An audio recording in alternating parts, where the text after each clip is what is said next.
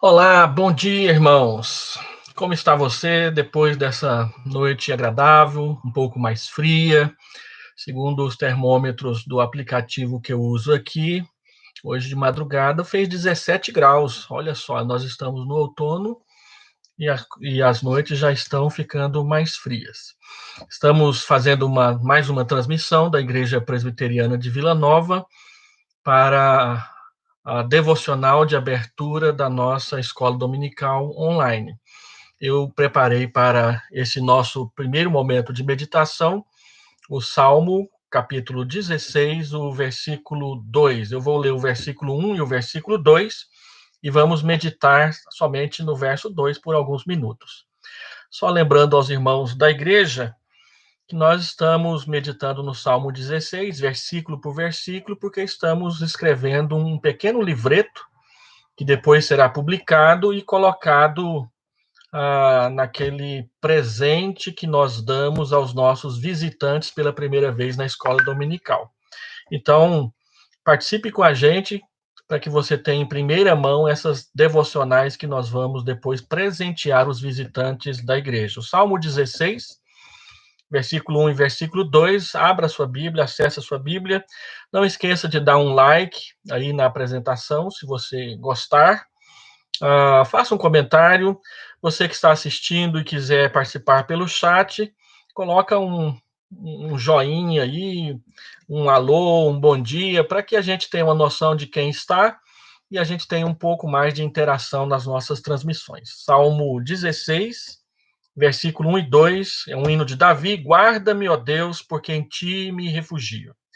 Digo ao Senhor, tu és o meu Senhor, outro bem não possuo, senão a ti somente. Digo ao Senhor, tu és o meu Senhor, outro bem não possuo, senão a ti somente. Vamos fazer uma pequena oração para nós meditarmos.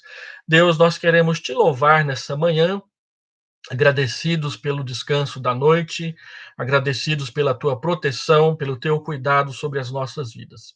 Permite-nos, Senhor Deus, andar na tua presença durante todo esse dia. Nós oramos em nome de Jesus. Amém. O Salmo 16 é um salmo de Davi, e Davi é uma das figuras mais interessantes do Antigo Testamento. Além de interessante, é uma das figuras mais importantes. O reinado de Davi e a vida de Davi representam uma transição importante nos períodos de revelação do Antigo Testamento. Nós tivemos o período de Moisés e a lei, depois nós tivemos o período dos juízes, e Davi, ele é a principal figura do período da monarquia, e Davi representa um dos ofícios de Cristo, que é o ofício real. Segundo Samuel, capítulo 7, é o evento mais importante da vida de Davi, pois é quando Deus confirma para com Davi a sua aliança com o seu povo e promete a Davi que o Messias virá da sua família.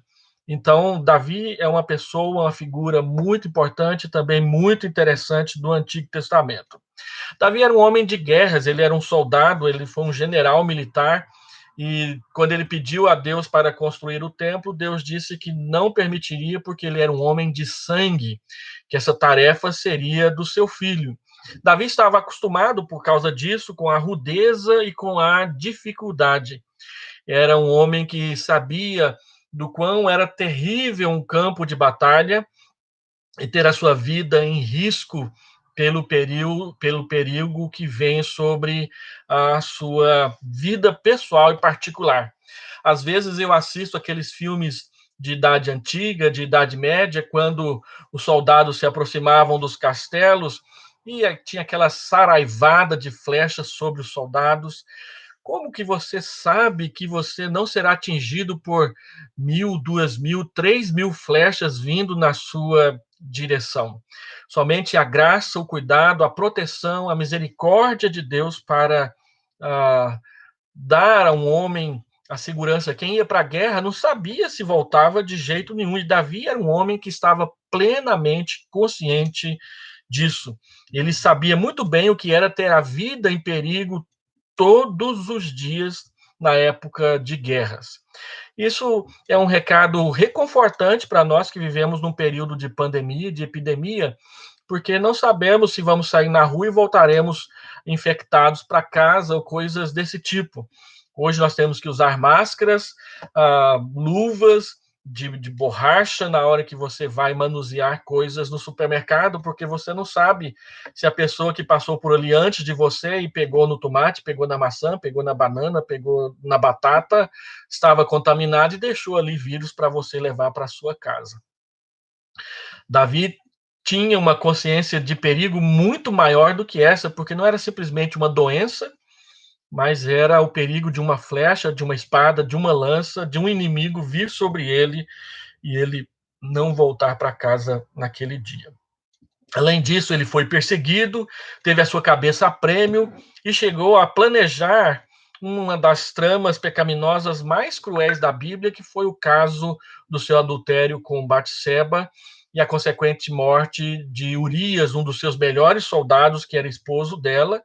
E poucos de nós sabemos que, além de Urias, eu não me lembro bem se foram 36 ou 46 soldados morreram junto com Urias naquela artimanha que Davi havia perpetrado para com ele. Apesar disso, embora pudéssemos pensar que fosse um homem frio e calculista, os salmos de Davi mostram para nós que ele era uma pessoa de extrema sensibilidade e também piedade. Era capaz de rasgar o seu coração em confissão dos seus pecados, quando Natã o repreendeu no caso do adultério com Batseba, ele imediatamente mostrou seu arrependimento e que nós tivemos contato com ele através do Salmo 32 e do Salmo 51, dois salmos de confissão de pecado, e que trazem para nós, nos ensinamentos destes dois salmos, o quanto que Deus é bom em perdoar e misericordioso em nos aceitar, cuidando de nós. E nós vemos esse Davi piedoso nos seus salmos. Ele rasga o seu coração, ele clama o auxílio de Deus, mas ele também, como está escrito aí no Salmo 16, ele festeja o cuidado, a presença, o amor, o auxílio, a providência de Deus, e o Salmo 16 é um destes salmos que trata dessas questões. Ele, mais do que ninguém, sabia o que era o risco de perder a vida, e por isso ele expressa nos salmos que ele compôs a sua dependência e a sua confiança em Deus. Duas virtudes e duas características da piedade e da fé cristã que são muito úteis e necessárias no tempo que nós estamos vivendo agora. Depender de Deus cada momento, confiar na sua misericórdia, na sua bondade, na sua providência cada momento, nesses tempos difíceis. E o Salmo 16 é composto para celebrar essa dependência, essa confiança e a alegria de conhecer a Deus. Nós já vimos há um tempo atrás lá na igreja o versículo 1, porque Davi, quando se apresenta diante de Deus, ele o chama de refúgio. Guarda-me, ó Deus, porque em ti me refugio. Agora, o Salmo 16 vai dizer 6 razões porque Deus é o nosso refúgio, e hoje eu quero meditar um pouquinho só sobre a primeira, que está no versículo 2. Por que Deus é o meu refúgio? Porque Ele é o meu Senhor. Chamar a Deus de Senhor quer dizer que nós reconhecemos que Ele tem direito de soberania e direito à nossa obediência. Se Ele é o Senhor, ele governa. Quando a Bíblia chama Deus de Senhor, ela quer dizer duas verdades básicas e fundamentais para nós. Primeiro, que Deus, ele governa todas as coisas. Ele é o Senhor de todas as coisas. Ele tem domínio sobre todas as coisas, toda a obra criada, todas as pessoas, toda a matéria, tudo que Deus criou, ele é Senhor sobre isso.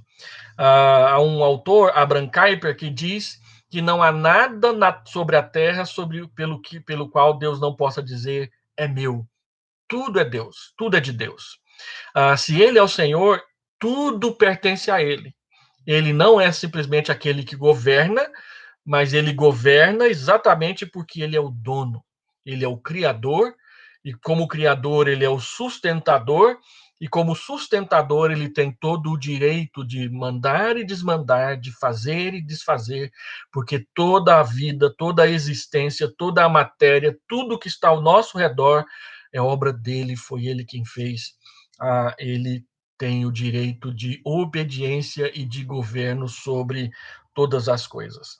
O mar lhe obedece, o vento lhe obedece, tudo o obedece, porque ele é Senhor. E para muitos, chamar Deus de Senhor é evocar a sua soberania. E para muitos, a soberania de Deus é a razão da nossa vergonha. As pessoas dizem, coitadinhos dos calvinistas, dos reformados, eles são uns robozinhos tristes nas mãos de Deus. Nós, que não somos calvinistas, temos o livre-arbítrio. E, no entanto, é exatamente esse livre-arbítrio a causa do pecado ter se disseminado tanto e de forma tão profunda na vida dos seres humanos. E nós vemos aí tantos cristãos reivindicando o direito ao seu livre-arbítrio, dizendo que ele é quem decide tudo. Não, meu querido, você não decide nada. Se Deus não permitir, você não sai nem de casa. Se Deus não permitir, você não compra e você não vende. Se Deus não permitir, você não viaja e você não vai e você não volta. Tudo acontece debaixo da permissão, da liderança e do governo de Deus.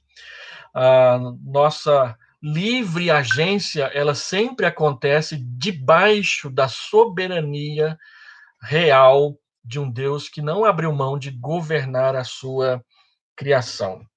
Dizer que Deus é o Senhor é dizer que Ele é Deus e que nós somos os servos e não o contrário. Ele manda e nós obedecemos. Nas Escrituras, a soberania de Deus ela não é motivo nem de vergonha e também nem de orgulho. Ela não é de vergonha porque nós reconhecemos que Deus governa e nós somos servos, e ela também não é de arrogância, porque ao dizermos que Deus governa e nós somos seus filhos, então nós podemos mandar e desmandar, e tudo é para a nossa glória. Nenhuma coisa, nem outra. A soberania de Deus, ela para nós, ela é o conforto de que Deus promete e cumpre, e de que debaixo da obediência a Ele nós estamos bem. Depender de Deus é uma bênção, não é uma escravidão, como muitos por aí relatam, dizem e brigam por causa disso. Depender de Deus é para descansar. Davi diz que descansa em Deus como refúgio, porque Ele é Senhor. Ele governa, ele tem tudo nas suas mãos. Mas ele diz mais do que isso. Ele não é simplesmente o Senhor que governa tudo, ele é o Senhor que me governa. Ele é o meu Senhor. Digo ao Senhor, tu és o meu Senhor. Reconhecer a Deus como Senhor é algo que nós temos que dizer para ele. E isso é repetido no Novo Testamento em Romanos, capítulo 10, versículo 9 e versículo 10. Você se lembra dessa passagem? Se com a tua boca confessares a Jesus como Senhor, e no teu coração creres que Deus o ressuscitou dentre os mortos, serás salvo. Porque com o coração se crê para a justiça, e com a boca se confessa a respeito da salvação. Então você tem que confessar com a sua boca que Jesus Cristo é Senhor. Ele é o seu Senhor. Você precisa dizer isso para Deus e para as pessoas ao seu redor, ao nosso redor. Você tem que dizer para o seu filho: Deus é o meu Senhor. Você tem que dizer para o seu pai: Deus é o meu Senhor. Você tem que dizer para a igreja no dia da sua pública profissão de fé: Cristo é o meu Senhor. E você tem que dizer para o mundo na hora da evangelização: Deus, Jesus Cristo é o meu Senhor. Eu governo. Ele me governa. E essa é a grande confissão da igreja. Deus é Senhor, mas Deus é o meu Senhor. Cristo é Senhor. Cristo é o meu Senhor. Ele é o Senhor da minha vida. Quando a nossa filha caçula nasceu, a mais velha tinha 3 anos de idade. Ela era a única filha até então a gente dava toda a atenção para ela, mas aí chegou a caçula. E sempre que chega a caçula, é claro que existe aquele amor do irmão mais velho para o irmão mais novo, da irmã mais velha para a irmã mais nova, mas todo aquele que recebia atenção e agora tem que repartir a atenção, sente um pouco de ciúme, se sente um pouco abandonado. Isso acontece com crianças pequenas e elas percebem, a gente pensa que não, crianças pequenas percebem quando lhe falta atenção também. Então, um dia, a minha esposa, andando pela casa, encontrou as mais velha cantando um corinho da igreja. Tu és soberano sobre a terra, sobre os céus, tu és Senhor absoluto. E apesar dessa joice que tens, tu te importa comigo também. É exatamente isso. Ela colocou no lugar de, uh, apesar dessa glória que tens, ela diz apesar da joice que tens. E ela cantou que apesar da irmã ter chegado, Deus se importava com ela também. E é isso que nós cantamos. Deus, apesar da glória dele, se importa conosco. Deus, apesar das outras pessoas para as quais ele dá atenção, ele não deixa de dar atenção para nós. E é por isso que nós confessamos e o fazemos publicamente que ele é o Senhor, ele é o meu, ele é o Senhor da minha vida, ele é o Senhor da sua vida. Vamos concluir essa pequena meditação. Se Deus é o Senhor, o que se espera de nós? Se Deus é o Senhor, o que se espera de nós é a obediência.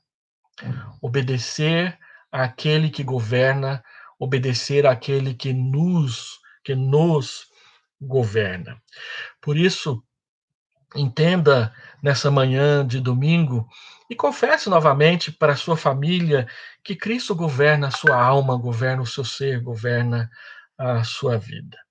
E assim que Deus aplique no seu coração a palavra do Senhor. Eu estou vendo aqui vários irmãos que colocaram um recadinho aqui no chat. Bom dia, irmã Márcia, Maria Aparecida, Thelma, Marlon, Luciano, Eurípia, Ricardo Saraiva, não sei se tem mais alguém. Aqui está dizendo que tem 16 pessoas online. Que Deus abençoe vocês.